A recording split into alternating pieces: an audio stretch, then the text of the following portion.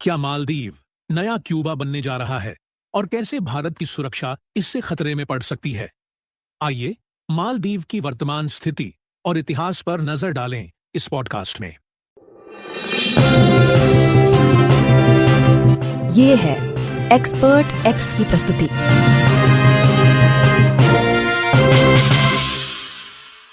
हिंद महासागर भू राजनीतिक पैंतरेबाजी करने का एक महत्वपूर्ण अखाड़ा बन गया है। साथ में भारत और चीन दक्षिण एशिया में अपने प्रभाव को बढ़ाने के लिए रणनीतिक होड़ में लगे हुए हैं। इस भू राजनीतिक एजेंडे के केंद्र में है मालदीव, जो एक समृद्ध इतिहास के साथ साथ पर्यटन पर आर्थिक निर्भरता और जटिल आंतरिक राजनीति वाला देश है। मालदीव इस भूराजनीतिक एजेंडे के केंद्र में क्यों है?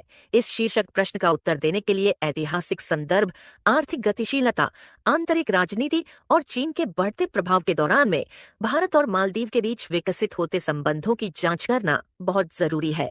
3री शताब्दी ईसा पूर्व से 12वीं शताब्दी ईस्वी तक मालदीव एक बौद्ध राष्ट्र था और बेशकीमती कौरी सीपियों का स्रोत था।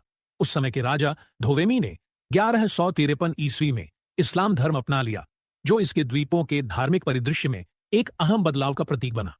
आज इसकी आबादी लगभग 5 लाख है, जो इसके 1200 द्वीपों में फैली हुई है, जिनमें से 160 पर्यटन के लिए नामजद हैं।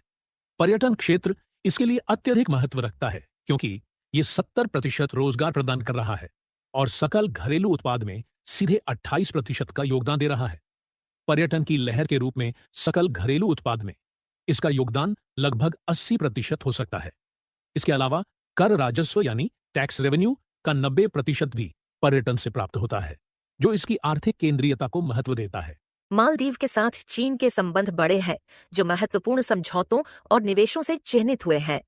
बेल्ट एंड रोड पहल यानी the belt and road initiative चीन के लिए एक टोल गेट बन गया है, जो रणनीतिक रूप से मालदीव को भारतीय पश्चिमी तट से सिर्फ 300 समुद्री मील की दूरी पर स्थित करता है।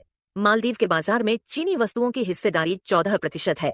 लगभग 50% आरण के साथ ये चीन का देनदार है और इस पर आरण जाल कूटनीति यानी कि डेट ट्रैप डिप्लोमेसी का बड़ा खतरा मंडरा रहा है।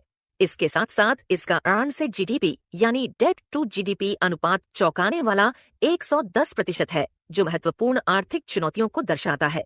बीआरआई में न केवल बुनियादी ढांचे में निवेश शामिल है, बल्कि तुर्की, चीन, संयुक्त अरब अमीरात और थाईलैंड जैसे देशों से भारतीय आयात को माल के साथ प्रतिस्थापित करना भी शामिल है। मालदीव ने 2008 के चुनावों में लोकतंत्र की दिशा में बदलाव का अनुभव किया, जिससे भारत के लिए चिंताएं बढ़ गईं, जिसने सक्रिय रूप से पिछले शासन का समर्थन किया था। मुस्लिम संसद ने मुख्य रूप से आईएसआईएस आधार की उपस्थिति और कुछ नेताओं के बीच भारत विरोधी भावना यानी कि एंटी इंडिया सेंटिमेंट के साथ कट्टरवाद का उदय देखा। मालदीव की आंतरिक राजनीति में इस्लामी राष्ट्रवाद और पर्यटन के लिए द्वीपों के निजीकरण जैसी जटिल साझेदारियां शामिल हैं, जो राजकीय सत्ता पर सवाल उठाती हैं। इसके अतिरिक्त पर्यटन सहयोग के लिए द्वीपों को पट्टे पर देना पूर्ण स्वतंत्र राज्य की धारणा का खंडन करता है। मालदीव के भू राजनीतिक बदलाव सिर्फ चीन तक सीमित नहीं है। ऐतिहासिक गठबंधनों और हालिया साझेदारियों ने इसकी विदेश नीति को आकार दिया है। वह देश जो 1970 के दशक में पर्यटन के लिए श्रीलंका के साथ जुड़ा था, अब तुर्की और चीन के साथ बने गठबंधन की ओर झुक रहा है।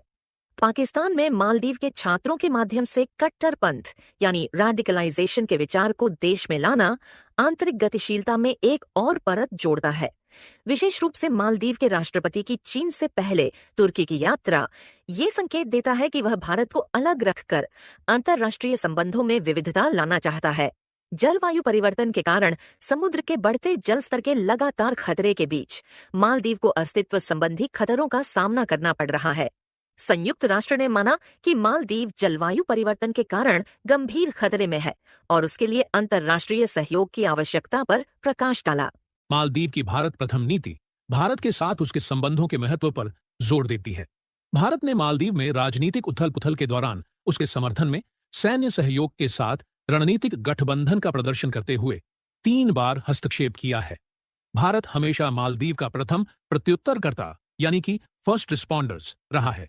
कोविड-19 वैक्सीन वितरण के लिए मैत्री, आपातकालीन जल आपूर्ति के लिए नीर और 1988 में श्रीलंकाई तमिल भाड़े के सैनिकों द्वारा तख्ता पलट के प्रयास को विफल करने के लिए ऑपरेशन कैक्टस जैसे ऑपरेशन भारत की प्रतिबद्धता को रेखांकित करते हैं। मालदीव के लिए भारत के योगदान असंख्य हैं। 350 बिस्तरों वाला इंदिरा गांधी अस्पताल, पुलिस अकादमी, आर्थिक क्षेत्र की नौसेना गश्त बंदरगाह और भारत संचालित पर्यटन कुछ ऐसी परियोजनाएं और रणनीतिक सहयोग हैं जो भारत द्वारा सहायता प्राप्त हैं। भारत का निर्यात सब्जियों और भोजन से लेकर दवाओं और निर्माण सामग्री तक मालदीव की अर्थव्यवस्था को बनाए रखने में महत्वपूर्ण भूमिका निभाता है। भारत के लिए मालदीव के साथ संबंध मजबूत बनाए रखना उसकी क्षेत्रीय सुरक्षा के लिए एक कूटनीतिक आवश्यकता और रणनीतिक जरूरत है। जिस तरह भू राजनीतिक गतिशीलता अनियंत्रित होती जा रही है, मालदीव के भविष्य की राह निस्संदेह दक्षिण एशिया की शक्ति गतिशीलता को आकार देगी।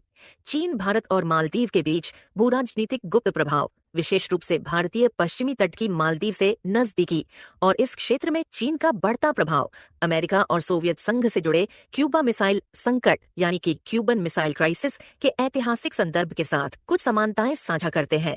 क्यूबा मिसाइल संकट शीत युद्ध के दौरान हुआ, जब अमेरिका और सोवियत संघ तीव्र भूराजनीतिक होड़ में लगे हुए थे। ठीक इसी तरह से चीन और भारत विशेष रूप से अपनी सीमाओं पर बढ़े हुए तनाव का सामना कर रहे हैं, जिससे उनकी क्षेत्रीय होड़ में जटिलता की एक परत जुड़ गई है। भौगोलिक नजदीकी एक महत्वपूर्ण भूमिका निभाती है। 60 के दशक के क्यूबा मिसाइल संकट के दौरान अमेरिका क्यूबा में सोवियत मिसाइलों की तैनाती को लेकर बहुत अधिक चिंतित था, क्योंकि इससे संभावित खतरा नजदीक आ गया था। ठीक इसी तरह से भारतीय पश्चिमी तट से मालदीव की नजदीकी किसी भी प्रकार के क्षेत्रीय रणनीतिक घटनाक्रम पर तुरंत भारत का ध्यान केंद्रित करेगी। चीन के लिए रणनीतिक साझेदार के रूप में मालदीव की भूमिका जटिलताएं पेश करती है। स्थिति फिलहाल क्यूबा मिसाइल संकट की तस्वीर नहीं हो सकती है, किंतु क्षेत्रीय तनाव और शक्ति की गतिशीलता की संभावना एक महत्वपूर्ण चिंता बनी हुई है। भारत सरकार के लिए जो प्रासंगिक प्रश्न बहुत ध्यान देने योग्य है, वे हैं: पहला, विदेश नीति में आखिर क्या गलती हुई और भारत पर बहुत अधिक निर्भर एक पड़ोसी देश ने अचानक भारत के प्रति अपनी निष्ठा क्यों बदल ली और उसका विरोधी कैसे बन गया? दूसरा, क्या भारत के इजरायल समर्थक रुख अपनाने से मालदीव की इंडिया फर्स्ट नीति प्रभावित हुई?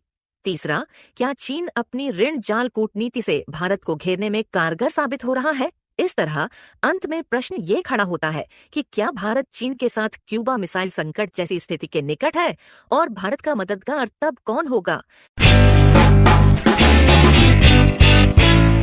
तो ये था एक्सपर्ट एक्स का एक और संस्करण। ऐसे अन्य विषयों के लिए हमसे आगे भी जुड़े रहिए। धन्यवाद।